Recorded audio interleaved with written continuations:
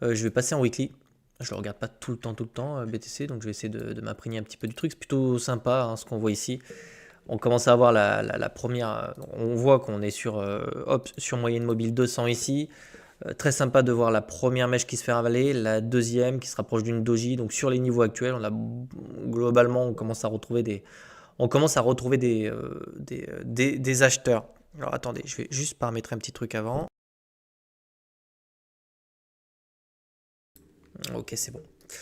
Alors hop, donc, comme d'habitude, je pense qu'on va commencer l'analyse technique en weekly. On va prendre du recul sur ce qui se passe, essayer de comprendre où on se situe, est-ce que c'est intéressant sur les niveaux actuels. Et puis essayer d'avoir des perspectives moyen long terme un petit peu comme d'habitude. Donc ce que je vous disais là tout à l'heure et ce que je vous disais dans les dernières vidéos, c'est que pour la première fois depuis très longtemps, hein, Bitcoin est revenu chercher sa moyenne mobile 200 sur des intervalles de temps qui sont plutôt longues, hein, donc le weekly. Donc en règle générale, quand Bitcoin tend à revenir chercher cette moyenne mobile, ça veut dire qu'on reteste en fait des points bas de structure ou de marché, hein. La dernière fois qu'on est venu chercher cette moyenne mobile, c'était ici, hein, durant c'était le bottom en fait du cycle précédent, hein, très clairement, c'était de juin 2022 quasiment jusqu'à février 2023. On y restait un petit moment, on a consolidé dessous. Et pour l'instant, on est exactement ici dans ce type de structure, hein. Si on regarde un petit peu la gueule des charts et tout, on voit qu'on avait donc hop, une première jambe baissière qui était ici, une deuxième jambe baissière. On vient, on ramène sous la moyenne mobile. Ben là, on a notre première jambe baissière. Ici, on a une autre deuxième jambe baissière. Donc les structures se ressemblent quand même vachement. On revient chercher la moyenne mobile. Et puis précisément, hein, sous cette moyenne mobile, hein, vous avez des localisations acheteuses qui sont intéressantes sur du moyen long terme. Alors je sais, hein, quand on se retrouve dans ces localisations-là, c'est pas facile d'acheter, mais c'est pourtant là que vous trouvez les meilleures affaires, hein. Alors vous pouvez attendre des structures de retournement, vous pouvez attendre des divergences. Rien ne nous dit pas ici qu'on va pas revisiter d'ailleurs ces localisations-là, mais il faut toujours garder en tête qu'on est sur des intervalles qui sont sur, enfin c'est du weekly, c'est-à-dire qu'on est sur de la semaine. Quand vous achetez dans ce type de localisation, en général, c'est pour du très long terme. S'il faut regarder les instits, genre Saylor, Tom Lee, etc., ils achètent pas forcément sur structure, hein. Eux, ils achètent un petit peu comme ça tous les mois parce que l'idée, c'est d'avoir. Alors bon, ils ont carrément FOMO le top, mais ce que je veux dire, c'est qu'un DCA euh, je veux dire, mensuel ou de façon, par semaine dans ce type de localisation, si vous divisez vos ordres d'entrée, vous aurez sur le très long terme ici des localisations qui sont quand même intéressantes, hein. Bien que je le précise, pour moi, rien ne nous exclut pour l'instant qu'on ne revienne pas chercher en fait le deuxième rectangle que je vous mets là. Mais quoi qu'il arrive, je ne vois pas trop BTC descendre plus bas que ça. Je pense qu'ici, on aura vraiment des structures de retournement qui pourront se faire ici. Je vous dis parce que sous les yeux, j'ai quand même quelque chose ici d'intéressant. Je rappelle, hein, à chaque fois qu'on est, je le répète parce que c'est hyper important et c'est les bases en fait, je vous dirais pour investir. Mais quand on revient chercher des zones weekly comme ça de survente, c'est toujours des zones qui sont des zones extrêmement survendues, hein. Et donc c'est ici que vous trouvez les meilleures affaires pour acheter, hein. Donc si on regarde un petit peu ce qui s'est passé sur les derniers cycles, hein, systématiquement quand BTC est revenu chercher ces localisations-là, on était plutôt sur des localisations hyper intéressantes sur du moyen long terme. Donc oui, il faut être aussi averti qu'on peut travailler cette localisation-là, qu'on peut encore y rester un petit moment. Mais globalement, ces zones-là sont des zones intéressantes. Alors, posez toutes vos questions au fur et à mesure, hein, que ça vous vient.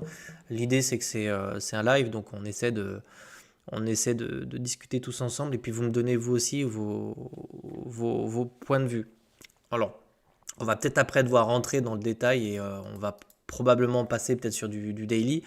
Globalement, pour terminer sur cet intervalle de temps, pour l'instant, hein, ce qu'on voit, c'est qu'on a globalement eu ici des liquidations massives. Il y en avait pas. J'en ai pas vu d'autres massives sous les 60 000. Ça se voit par la mèche qui s'est fait ravaler. On voit une petite doji à côté. Donc ici, on commence à avoir un cluster de mèches.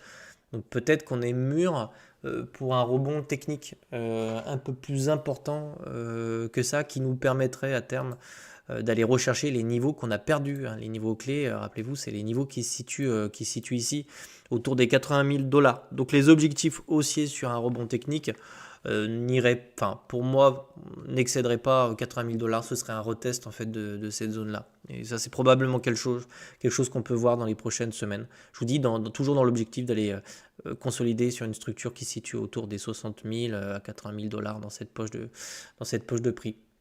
Alors pourquoi je vous parle également de ça? On le voit sur les liquidations, on va aller voir celle de BTC. Alors, je vais supprimer un petit peu tout ça. Et sous les 60 000, on a vraiment eu un gros ménage qui s'est fait, hein. C'était clairement l'objectif affiché. Hop. C'est notamment pour ça qu'on est descendu aussi profondément la dernière fois. Je vais essayer de me mettre en 6 mois et on va peut-être avoir du détail, un petit peu plus de granularité. Donc on le voit très très bien ici, hein, sur les niveaux qui sont là. Vous voyez que sur Bitcoin, on est venu taper les poches, ensuite on consolide, on a des rebonds techniques, ensuite on vient chercher la poche suivante, et là on est exactement dans cette seconde phase où on a un rebond technique justement, avec une phase de consolidation. Donc attention, hein, on est probablement maintenant dans ce type de configuration. Donc soit on va avoir un rebond technique un petit peu plus important, donc les 80 000 dollars sont l'objectif, soit on va essayer de latéraliser un petit peu sur les niveaux de prix avec des chasses en haut et en bas. Les objectifs haussiers se situent toujours autour des 150 000 dollars, c'est-à-dire que le jour où on va venir s'y attaquer, ça risque d'être les objectifs, hein, clairement, donc ça va être au-dessus du dernier sommet. On aura probablement une accélération autour des 97 000. En fait, une fois qu'on aura cassé le support qui se situe là, on aura probablement de l'aspiration pour venir chercher un petit peu plus haut. Donc, faut le savoir, il faut garder en tête qu'on a ces poches-là qui se situent plus haut et que tôt ou tard sur BTC, on viendra les chercher. En bas, on construit de nouveau des nouvelles poches. Donc, il est possible qu'en fait, les patterns et les structures qu'on aura dans les prochaines semaines sont en fait des structures qui nous permettent d'avoir une légère continuation baissière en vue d'aller les chercher. Mais les objectifs haussiers long terme se situent forcément toujours là-haut. Jusqu'à preuve du contraire, Bitcoin, ça reste un actif sur une tendance haussière. Et si vous avez des questions vis-à-vis de tout ça, alors c'est important, hein, les poches de liquidité, c'est extrêmement important. C'est ce qui drive en fait, c'est ce qui drive les marchés, hein, on le voit clairement. Les accélérations se font clairement dans les poches. Vous y retrouvez en fait des ordres marchés qui sont exécutés. On a des rebonds techniques, on accumule de nouvelles poches. Une fois que c'est épais et si on est toujours en tendance baissière, le marché part les chercher de façon rapide comme ça. On déclenche de nouveau des ordres marchés, on a des rebonds techniques et on est dans une nouvelle phase en fait. Tant qu'on n'a pas ensuite un vrai retournement de dynamique, une vraie tendance haussière, on continue en fait à chasser les poches successivement vers le bas. Donc on voit qu'on commence à en avoir une, mais autant vous dire, je pense qu'on est là pour un petit moment. Je suis pas sûr que c'est des structures, on l'a vu tout à l'heure, on était en weekly, donc on n'est pas encore sorti de l'auberge. Tu as des plateformes à conseiller pour trader du BTC. Moi je le trade sur Hyperliquid, mais bon, c'est pas mon fonds de commerce, hein. Bitcoin je le trade pas tout le temps ni tous les jours, donc je te dirais les exchanges décentralisés. Après j'utilisais BitGet, c'était très bien. Donc non, je n'ai pas de plateforme à te conseiller pour BTC. Je trouve que les crypto-monnaies en soi, elles sont pas si intéressantes que ça à trader parce que les commissions sont quand même, excusez-moi, les commissions sont quand même très importantes, je trouve. Donc tout dépend si tu vas le trader sur des petits intervalles de temps ou des gros intervalles de temps. Les gros intervalles de temps sont probablement plus intéressantes et auquel cas tu peux aller chercher des échangeurs comme BitGet ou... Enfin, après, c'est toujours compliqué, tu sais, les crypto-monnaies, en plus les plateformes, il y a Coinbase qui est solide, tu vois, mais les frais de transaction sont élevés. C'est un peu la jungle, hein, les crypto-monnaies. Donc, moi, j'aime bien Hyperliquid, c'est décentralisé et tout, mais manque de liquidité, et donc qui dit manque de liquidité dit des fois chasse sous support et sur résistance très rapide, donc tu peux vite te faire sortir quand même. Donc décentralisé, Hyperliquid et centralisé, Binance, Coinbase, BitGet. Quoi qu'on peut plus BitGet en France, hein. Je crois qu'on peut plus trader BitGet en France. Donc voilà le topo sur BTC. On se méfie quand même de ce qui se construit sous les 60 000. J'exclus pas une dernière chasse sous ces niveaux-là, mais globalement, je pense qu'on sera très très proche ici d'un point bas. À savoir quand même que les fondamentaux, j'aime toujours prendre un petit peu du recul sur ce qui se passe. Il faut garder la tête froide dans ces moments-là. On a perdu 50%. Je vous assure qu'acheter du BTC à 50%, c'est quand même intéressant. Ça, c'est la première chose. Donc, on est à moins 50%. On est revenu chercher une moyenne mobile 200. Donc, c'est des moyennes mobiles qui sont long terme, très proches de points de capitulation et de points bas de marché. On est revenu dans une zone de survente weekly. Là aussi, c'est toujours des zones qui sont intéressantes. On a des news fondamentales qui arrivent et qui sont importantes pour BTC. La loi Clarity qui sera probablement votée, ils ont l'air de dire avril-mai, donc ça sert de catalyseur. Donc vous voyez, ça laisse 2-3 mois ici dans une zone dans laquelle on peut consolider et tout. Cette loi va être votée, hein, c'est qu'une question de temps. Alors, excusez-moi de ne pas être trop pessimiste quand je me retrouve dans ce type de configuration. Être pessimiste, je l'étais un peu plus quand on se situait autour des 130 000, vous le savez. J'étais absolument pas rassuré de voir ces divergences baissières et tout. C'est pour ça que sur BTC, j'avais beaucoup vendu. Mais là, du coup, c'est le contraire. Je vais pas m'inquiéter alors qu'on est justement dans des zones qui sont intéressantes. Alors, je sais que ça c'est pas vendeur et tout, mais l'ambiance c'est plutôt bien market, mais moi je trouve qu'au contraire on est sur des points intéressants. Alors évidemment, hein, je vous dis pas que là on a le bottom, hein. Je dis que cette localisation là sous ces mèches là ici là, très clairement je pense qu'on y trouvera un point bas de marché pour toutes les raisons que je vous ai données ici. Sur Vent Weekly, MA200 et news fondamentales et économiques avec baisse des taux, etc. On a un marché américain qui semble quand même plutôt résilient, on a une baisse de l'inflation et tout. Trump, il va mettre une pression sur le nouveau président de la Fed, ça aussi, ça peut être un catalyseur. Donc même cette année, honnêtement, même en fin d'année, je ne serais pas surpris qu'on ait quelque chose d'ossier sur les cryptos, au moins sur BTC. Je réponds en même temps au fur et à mesure. Après, c'est mes biais à moi, donc on en pense qu'on veut. Je suis pas là, tu vois. Enfin, moi, je vous dis ce que je vois et ce que je pense. Alors, après, j'ai vu un truc intéressant en W. Tu vois des zones haussières sur 1060 jours environ. Je regarde 1060 jours. Et après une période de baisse d'environ 360 jours. Ah oui, t'es d'accord. Tu veux dire qu'il y a une corrélation entre le nombre de jours baissiers et le jour de. Ouais, c'est vrai, parce que en fait, les corrections sont. On le voit avec GAN en général, les corrections sont beaucoup plus rapides que les tendances haussières. Donc en fait, pour notre plus grand bonheur, on souffre moins longtemps dans les tendances baissières. Ouais, ça c'est vrai, c'est très vrai. Et effectivement, si on regarde, on peut jeter, on peut regarder, hein, je dirais c'est intéressant. Alors, il faut que je retrouve mes outils. Hop. Où ils sont. Voilà, c'est Datrange. Ici, par exemple, pour trouver vraiment notre point bas, on était sur 51 barres, en sachant qu'en fait, même avant, on avait déjà quelque chose, on avait déjà quasiment trouvé notre. Alors là, il faut être honnête, hein, faut le prendre ici, hein, donc 50 barres, ça nous donnerait septembre 2026 pour un point bas. Si on regarde ce qui s'est passé ici, quand on a touché la moyenne mobile, on était à 30 barres. Ici, on a touché la moyenne mobile à 18 barres. Donc c'était beaucoup plus rapide ici. Voilà, on regarde un petit peu, on trouve un petit peu comme ça. Mais en tout cas, ce que ça met en évidence, c'est que globalement, on n'aura pas un reversal extrêmement rapide ici. On est probablement, de toute façon, ça c'est ce que je viens de vous dire, hein. On est encore bloqué ici pendant quelques semaines. Je préfère vous prévenir à ça. Maintenant, attention, les news fondamentales sont des catalyseurs. Ouais, donc on a encore le temps. On est en février, donc d'ici avril, mai, on a vraiment le temps de voir ça. Hein, ils sont en pourparlers, machin, les mecs. Donc il nous reste 2-3 mois à mon avis pour voir venir les choses dans cette zone-là. Voilà. Mais en tout cas, je suis plutôt de l'équipe qui pense que cette zone-là est intéressante sur le long terme. Mais comme d'habitude, hein, on en reparlera plusieurs mois, puis on en aura discuté ensemble. J'aurais dit, bon, quand même, on était sur une localisation ici qui n'était pas dégueulasse, hein. Franchement.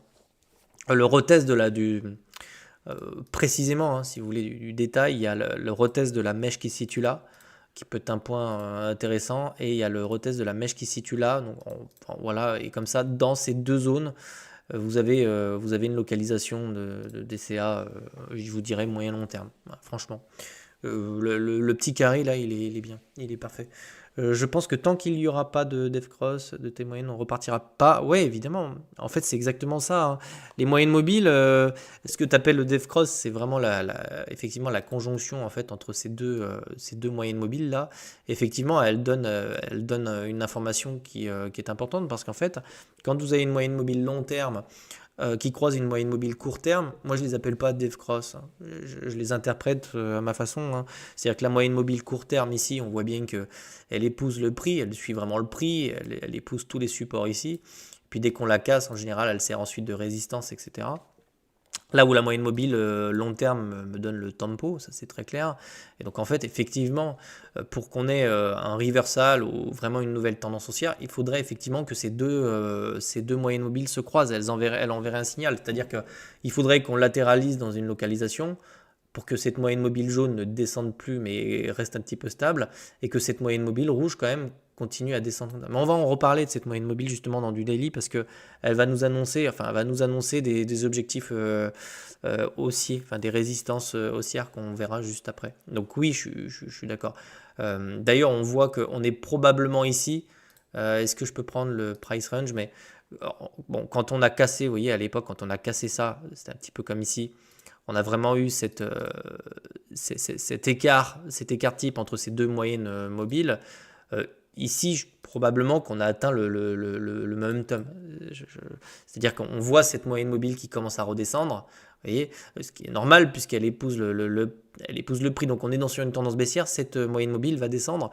Et donc on est déjà dans cette phase-là où ces deux moyennes mobiles vont commencer à se rapprocher. Ce qu'on ne sait pas, c'est à quelle vitesse. Parce que si on a un rebond technique ici qui nous ramène aux 80 000, cette moyenne mobile rouge, elle peut, vous voyez, elle peut soit plonger plus vite, soit au contraire latéraliser, etc. Donc ça va dépendre de l'agressivité un petit peu du marché. Ça, on le connaît. Bon, la volatilité, on la connaît pas vraiment. Salut tout le monde, hein, au passage, hein. Euh, je réponds à toutes les questions. Après, il y a les Fibos. La zone de. Ouais, moi j'utilise de moins en moins les Fibos, Arthur. Je les ai beaucoup utilisés à l'époque et je les trouve pas forcément pertinents en fait, hein, parce que si tu prends le Fibo, je suis à peu près sûr que cette localisation-là, on est quasiment dedans, alors que j'ai juste pris des supports, tu vois. Enfin, on peut regarder, hein, mais tu vois, on est quasiment dedans. Donc moi j'utilise plutôt les supports et les résistances, ça marche très très bien d'ailleurs, c'est ce qui nous permet vraiment d'être fin Tu sais, le Fibo te donne des targets comme ça, c'est bien, ça te donne des objectifs.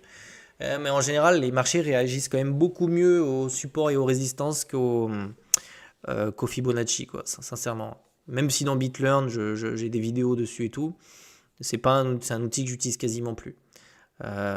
Franchement, et à la rigueur, pour prendre des profits, il vaut mieux attendre des résistances comme ça, puis vous attendez le retest et vous distribuez plutôt dessus.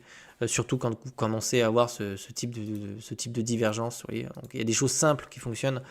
Et le Fibo, je vois pas trop comment on peut l'utiliser.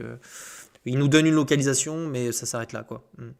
Euh, voilà un petit peu pour le truc. Alors bon, là on est sur du weekly. Je pense que vous avez compris un petit peu vous avez compris un petit peu l'histoire. Maintenant, on laisse les choses se décanter. Et si vous passez des achats dans ces localisations-là, vous n'avez rien d'autre à faire, hein. Vous n'allez pas me revendre ça parce que le prix enfonce votre truc, hein. Moi, j'avais distribué énormément autour des 130 000. J'avais foutu un ordre DCA sur les 80 000. Je l'ai gardé. Vous voyez, je l'ai pas. Vous voyez, bon, à la base, je voulais le redistribuer à 100 000. J'ai dû garder ma position. Mais c'est pas grave. Ça restait la mèche là, reste un point d'entrée qui était bien meilleur que ce qu'on a vu là-haut, hein. Faut être tranquille, hein. T'as Insta? Non, j'ai pas Insta. J'ai un Discord qui passe par le site BitLearn et j'ai Twitter, c'est tout. Mais j'ai pas d'autres. Puis ça me prend franchement, les réseaux sociaux et tout, c'est pas trop ma tasse de thé. C'est sérieux. Moi, j'y passe de temps, mieux c'est. Mais je passe beaucoup de temps sur le Discord, par contre, à discuter avec tous ceux qui sont sur BitLearn. Donc je continue, on va descendre dans les intervalles de temps, on va regarder un petit peu ce qui se passe en daily. Vous voyez, ça faisait un petit moment. Alors là, en daily, c'est cool. J'ai plus de choses à vous dire déjà. Ça me plaît beaucoup. Qu'est-ce que ça donne en Ekinashi? Parce que souvent, c'est pas les mêmes signaux. Donc ça c'est intéressant quand même. Sur les traders court terme, c'est des vrais signaux, hein, c'est des vrais signaux de retournement. Je parle d'intervalles de temps plutôt courts, c'est-à-dire quand on vient se retrouver dans des zones de survente sur le RSI, qu'on a beau cluster de mèches, c'est-à-dire on le voit ici, on a hop, cette mèche-là qui se fait ravaler, on revient le tester ici, ça a l'air de tenir. Très souvent, à minima, c'est le retest de la zone qui se situe là, hein, donc les 72 250, et le retest également en fait derrière de la moyenne mobile. Donc sur ces petites patterns, je ne serais quand même pas étonné qu'on ait une espèce de cassure vers le haut pour revenir chercher le niveau. Bah, en fait, on en retombe encore dessus, c'est le niveau des 80 000. Niveau des 80 000 qui, je le rappelle, hein, nous annonce quasiment la mèche précédente, donc le support précédent. Donc ouais, mais je pense que ce sera peut-être un peu plus bas. Donc attention, hein, même s'il peut y avoir un long à prendre sur les... Alors le long, ouais, peut même se prendre là, en vrai, avec peut-être un SL serré là ou un SL serré là, peu importe. Mais sur cette structure-là, en tout cas, c'est jouable. Même si, attention, c'est un trade de contre-tendance. L'idée, c'est d'aller chercher derrière la mèche qui se situe là, au niveau des 80 000 le chiffre rond. Et attention ici, sur ces niveaux-là, de couper sa position. Parce que très souvent, bon, on peut avoir une accélération comme ça. On vient chercher... Oh là là, on vient chercher la zone comme ça, et puis ensuite derrière on a une continuation baissière, et ensuite on vient chercher les liquidités qui sont dessous, précisément. En tout cas, pareil, hein, je le répète souvent, tous les espaces entre la moyenne mobile et le prix sont des espaces qui viennent d'être comblés. Et prenez la mèche, prenez la moyenne mobile, le trou qui était là, on est venu le combler derrière. Bah, c'est un petit peu ce qui nous attend probablement sur BTC dans ces localisations-là. C'est de venir combler cet espace-là avec un rebond technique qui nous ramène sur la moyenne mobile pour aller chercher plus bas. Donc sur du court terme, on est plutôt sur ici on est plutôt sur une structure qui ressemble à de la petite reprise. Alors attention, un petit rebond technique de contre-tendance. On vient chercher probablement la moyenne mobile qui peut servir de résistance pour aller ensuite derrière chercher un point bas. Donc un point bas, ouais. Le retest probablement les mèches qui se situent dessous, et ensuite on avise. Donc, globalement, voilà, c'est ça sur le daily. Mais ça c'est plutôt joli. On voit, vous voyez là, ce que j'appelle des clusters, ce que je vous montre sur BitLearn là. On a vraiment ça. On voit qu'on a une mèche, deux mèches. On vient refaire ça. On a encore un petit cluster comme ça. C'est pas vilain. Bon, je repasse sur les bougies classiques. Ça se voit d'ailleurs ici, hein. Certains y verront probablement un W ou quelque chose comme ça, mais c'est des structures qui sont sympas. Alors là, pareil, hein. Après l'idée, on fait le point une fois qu'on se situe ici. Sur cette zone de prix, on regarde un petit peu où se situe le RSI, se situe là, où il se situe là. S'il se situe dans des zones de surachat, on commence à préparer ses valises, et puis on clôture partiellement ou on clôture complètement sa position. Posez toutes les questions que vous avez en tête. Est-ce que c'est clair pour vous? Alors vous voyez, hein, de toute façon, c'est très très simple, hein. Sur le prix ici, il n'y a pas d'ambiguïté sur la tendance, hein. C'est-à-dire que la tendance haussière, la tendance baissière, on la voit bien, le prix évolue clairement sous la moyenne mobile rouge, hein. Quand on vient passer au-dessus, en général, c'est des points d'inflexion qui nous ramènent beaucoup plus bas. Donc là, c'est pareil, on évolue sous la moyenne mobile.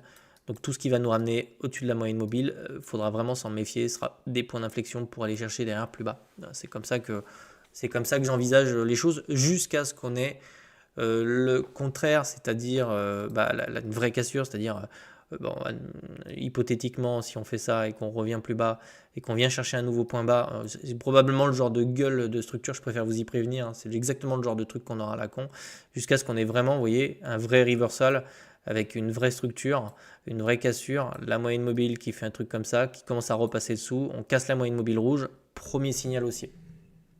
Premier signal haussier. Ensuite, on peut consolider sur la moyenne mobile, vous voyez, pour montrer qu'on la tient, on repasse pas dessous, consolide dessus, et on vient chercher ensuite toutes les résistances qu'on avait perdues avec toutes les poches de liquidité, et ensuite en général vous avez un rallye. Alors, on vient chercher très rapidement tout ce qui se situe plus haut. Mais tant qu'on n'a pas ce scénario là, vous voyez que on en parle comme ça, je vous montre ça. Vous voyez un peu comment ça se décante. Ça met du temps là. Les structures que je vous montre, il y en a pour des semaines, hein. Mais c'est ça que vous devez observer. C'est vraiment ça que vous devez observer. Les moyennes mobiles en plus sont pertinentes. Elles nous donnent vraiment ce type d'informations. Alors, ça fait combien de temps que tu es? 10 ans à peu près. Aussi longtemps que je me souvienne, j'ai acheté du BTC à 900 $. J'avais pas acheté d'Ether à l'époque. Donc BTC 900 $, c'était en 2016. Et je crois que c'était peut-être en avril. Je suis arrivé, je me souviens, je me suis pris une tempête de suite, quoi. Je suis arrivé, je me souviens, les Alt, elles valaient que dalle. Ether, il valait une poignée de dollars à l'époque. Donc même si aujourd'hui on le voit à 2000 $, je vous assure qu'en 2016, il n'était pas à ce prix-là. Euh, mais le rallye l'a emmené jusqu'à 1500 derrière. Enfin bon, ça vous donne... ouais, ça fait un petit moment. Mais plus ça va et moins je vous parle des cryptos parce que je sais que c'est une porte d'entrée dans la finance. Bizarrement, il y a beaucoup de débutants qui débarquent et qui s'intéressent d'abord à la crypto, alors qu'ils devraient plutôt s'intéresser à la tradfi, enfin tout ce qui est la finance traditionnelle, parce que c'est beaucoup plus sérieux et moins dangereux. Mais je vous parle de crypto parce que souvent c'est par là que vous apprenez à me connaître. Hmm. Si je vous parlais des indices, je suis pas sûr que ça vous intéresserait. Et pourtant, hein, c'est super intéressant. Donc pour BTC, le topo, en fait, il est très clair, hein. Pareil, hein, ça, on en avait parlé. Donc l'achat sous le support ici, c'est vraiment un méga, méga, méga piège. Solana, ouais, bah Solana à 30. Moi, je l'ai même connu à quelques centimes. Euh, donc pour les indices, je suis pas allé voir un petit peu la tête du truc, mais je crois qu'on est dans une phase ouais, c'est une espèce de phase de contraction. Et le dos rond ici, on a vraiment du mal à. Ici sur les indices, on a vraiment du mal, hein, quand même, hein. Regardez, si vous regardez ce qui se passe, ici, on s'écarte vraiment de la moyenne mobile rouge. Et plus le temps passe, et plus on revient la chercher ici, on revient la chercher ici. Là, on commence à avoir beaucoup, beaucoup, beaucoup, beaucoup. Alors que là, on n'avait aucun point de contact. Donc en fait, on est vraiment en train d'ici de peut-être corriger. Peut-être que l'idée, c'est d'aller chercher la moyenne mobile jaune ici peut-être sur les indices à voir. En tout cas, si on revenait faire ça, c'est des opportunités incroyables. Rappelez-vous, hein, moyenne mobile 200 sur les indices, c'est des points d'entrée, hein, d'accord? C'est des points d'entrée, hein. Donc peut-être qu'on aura ça dans les prochains. Mais ici, on a quand même c'est faiblard, hein, sur c'est faiblard. Et en même temps, on est dans une période d'incertitude et de transition. Ça, je vous l'ai déjà dit, j'en ai déjà parlé. Transition parce qu'on a eu une période avec des taux très élevés. On est dans une période où les taux baissent, l'inflation baissait un petit peu. Donc en fait, ça ouvre les perspectives d'une nouvelle période haussière dans plusieurs mois. En tout cas, une période très haussière. Parce que quand les taux baissent et qu'on a plus d'injection de liquidité, c'est souvent là qu'on a des vrais rallyes en fait. Dites-vous que sur BTC, on a eu quand même quelque chose de très haussier, mais ça s'est fait quand même dans un contexte économique qui était plutôt défavorable, hein, avec un resserrement monétaire et tout ça, hein. Donc un Bitcoin parabolique qui part chercher des extensions de prix, on le verra précisément dans ces phases-là où on a une impression monétaire importante avec une vraie stimulation économique. Et ça, c'est pareil, hein. Ça prend vraiment du temps en fait, hein. Ça prend vraiment, vraiment, vraiment beaucoup de temps. En tout cas, là, ça se voit, hein. Pour moi, on est vraiment très, très proche, hein. On verra ce qui va se passer. On va retester les mèches. On va essayer vous voyez, d'avoir des structures un peu comme ça là. Vous voyez précisément ce type de structure là. Bah, c'est un peu ça. C'est un peu ce type de structure que je m'attends à voir là. Donc, des retests éventuellement. Vous voyez, quelque chose un peu comme ça pour essayer de trouver un vrai bottom ici. C'est bien possible qu'on ait ce type de structure. Donc affaire à suivre. Donc bon, c'est pareil, hein, pour le NDX, hein. Vous voyez, là c'est pareil, faiblard le truc. Il faut le surveiller, hein, parce que ça aussi, hein, on est quand même un petit peu corrélé avec ce type d'actifs. On le voit, hein, là on avait une forte accélération. Et là, on commence à retoucher, on retouche de plus en plus. Là, il y a des touchettes de partout. Là, donc en fait, on est littéralement en train de repasser sous la moyenne mobile. Donc attention. Attention sur les indices, ouais, c'est plutôt baissier ici sur les. Mais rappelez-vous, hein, les moyennes mobiles 200 sont des supports. Voilà, en termes de. Voilà, bon, le gold qui semble consolider encore sur ces niveaux-là. Est-ce que vous avez des questions? Est-ce qu'il y a des actifs que vous souhaitez regarder? Est-ce que vous avez. Peu importe, profitez-en, c'est la partie de la vidéo où vous posez vos questions et j'y réponds. Alors, je pense qu'il manque une correction longue sur les marchés crypto, une correction qui dure plus que le cycle de 4 ans. Moi, je te le dis tout de suite, j'y crois pas du tout, hein. 8 ou 10 ans de range, alors là, je vois pas ça sur les cryptos, hein. Enfin, franchement. Alors attention, hein.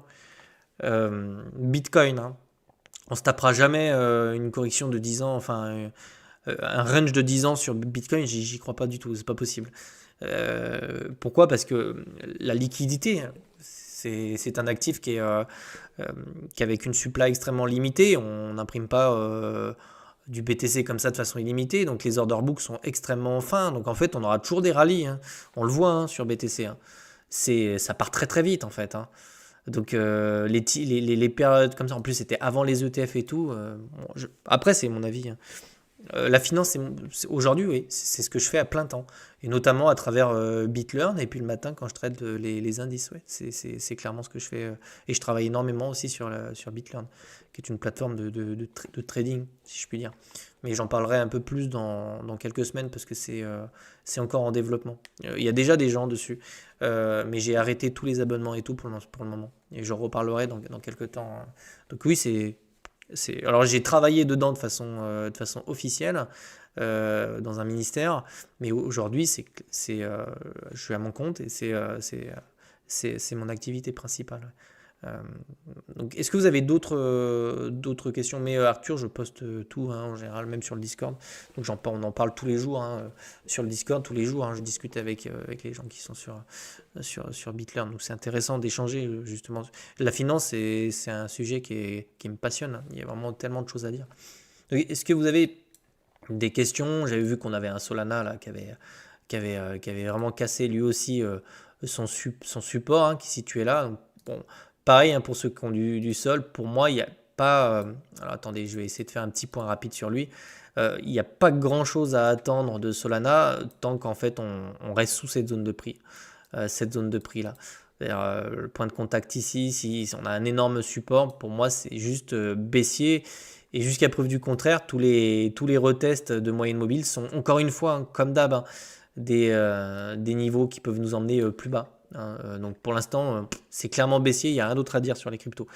Et alors pour les altcoins, pour certaines altcoins, ça fait longtemps, pour certaines qu'on est en bear market, clairement pour elles, hein. Précisément, on a connu un petit pic d'euphorie sur ce cycle. C'était ici, là, en mars 2024. J'avais retrouvé un petit peu d'euphorie sur ces niveaux-là. On ne l'a jamais retrouvé. Et globalement, je trouve.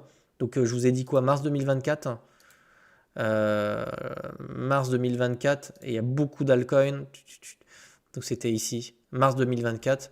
Il y a beaucoup d'altcoins, en fait, qui sont rentrés en bear market depuis mars 2024. Et paradoxalement, c'est un truc que j'avais jamais vu. On a d'autres altcoins derrière qui ont performé, comme Sol et Ether. Donc ouais, mais la majorité des altcoins sont en bear market depuis mars 2024, faut le savoir. Vraiment, vraiment. Si vous prenez Tao et tout, c'est pareil, hein. Je vais quand même aller voir, mais pour moi, c'est la même histoire. Donc en fait, ça fait déjà des années en vrai. Et le temps passe vite, hein.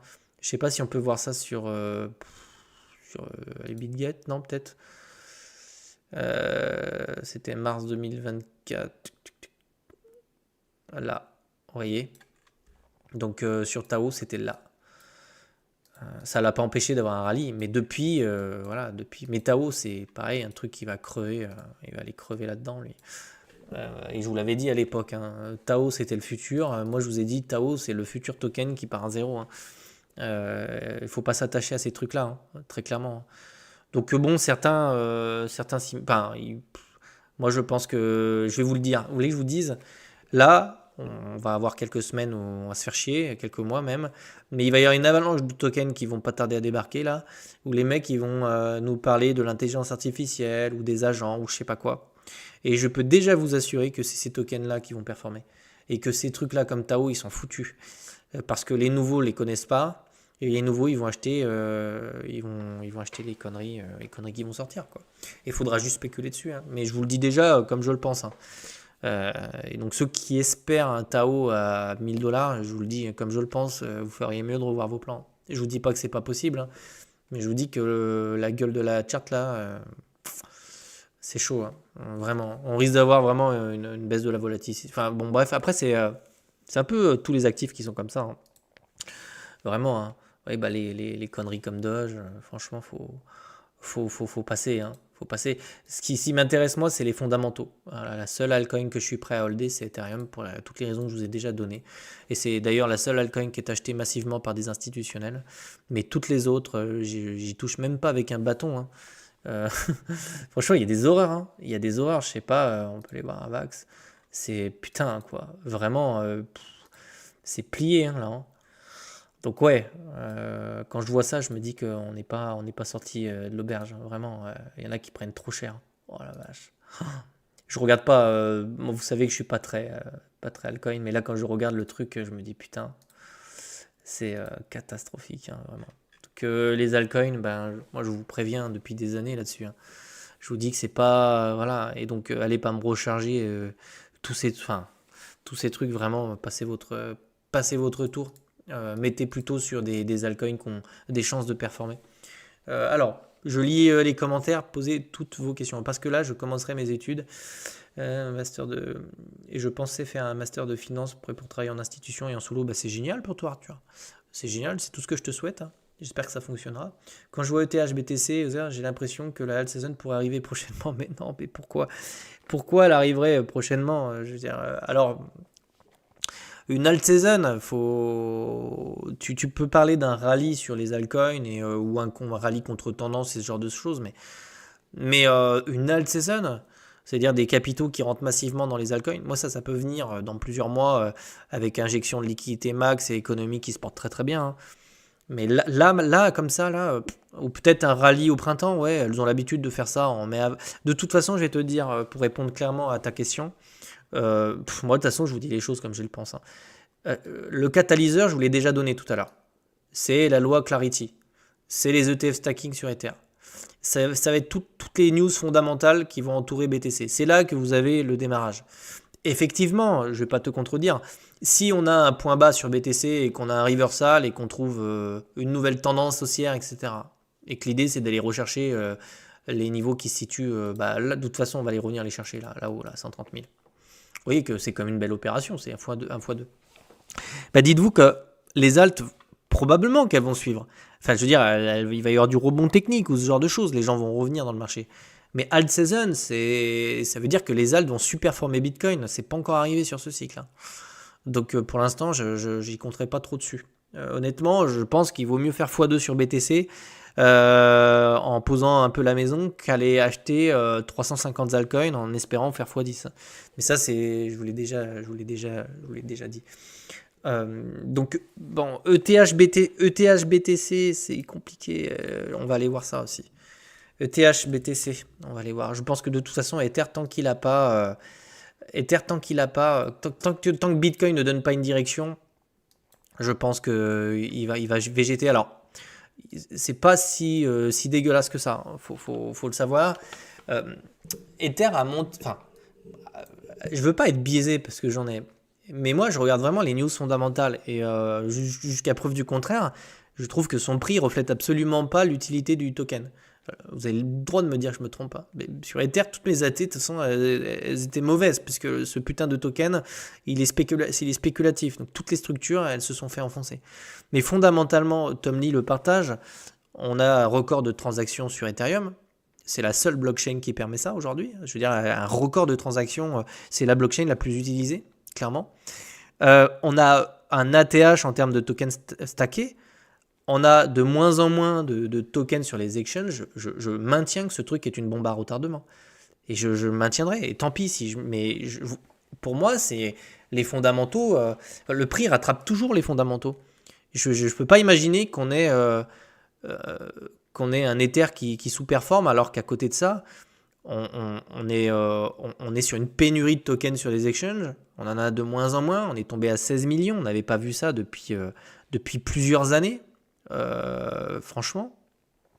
Donc on est vraiment en termes d'offres. Ce qui fait le prix, c'est l'offre et la demande. Tout simplement. Donc si vous retirez l'offre des échangeurs, vous avez une pression qui sera plus forte à l'achat quand on aura une reprise haussière.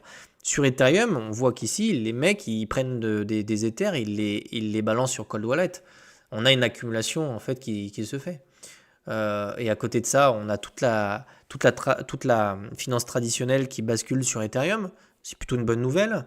Là aussi, ça va restructurer tout ça. Je pense qu'il est sous-coté et je maintiens ça de toute façon. Parce que fondamentalement, c'est ce que je vois en fait sous les yeux. Vous voyez, là, on a de moins en moins de tokens sur Ethereum. Donc, c'est une preuve, si vous voulez, qu'on a des gens qui les achètent et qui les mettent sur Cold Wallet. D'ailleurs, on peut le vérifier avec le stacking. On va aller voir ça. on est sur 37 millions 144 000 tokens stackés, donc sur un ATH, il n'y a jamais eu autant de tokens stackés. Donc ça représente 30% de la supply. Vous voyez, 30% de la supply.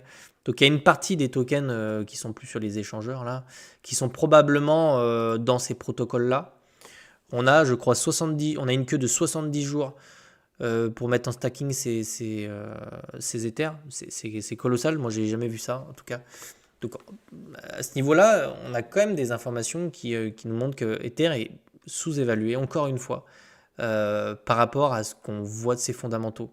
Donc, j'aurais tendance à penser que si on a une période économique extrêmement favorable pour ce type d'actifs, donc quantitative easing, même impression monétaire suffirait.